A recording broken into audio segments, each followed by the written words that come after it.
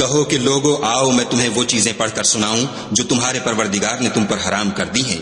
उनकी निस्बत उसने इस तरह इरशाद फरमाया है कि किसी चीज को खुदा का शरीक न बनाना और माँ बाप से बदसलूकी न करना बल्कि सलूक करते रहना और नादारी के अंदेशे से अपनी औलाद को कत्ल न करना, क्योंकि तुमको और उनको हम ही रिज्क देते हैं। और बेहयाई के काम जाहिर हों या पोशीदा उनके पास न भटकना और किसी जान वाले को जिसके कत्ल को खुदा ने हराम कर दिया है कत्ल न करना मगर जायज तौर पर, यानी जिनका शरीयत हुक्म दे।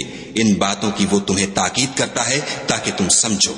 और यतीम के माल के पास भी न जाना मगर ऐसे तरीक से कि बहुत ही पसंदीदा हो, यहाँ तक कि वो जवानी को पहुंच जाए। और माप और तोल इंसाफ के साथ पूरी पूरी किया करो।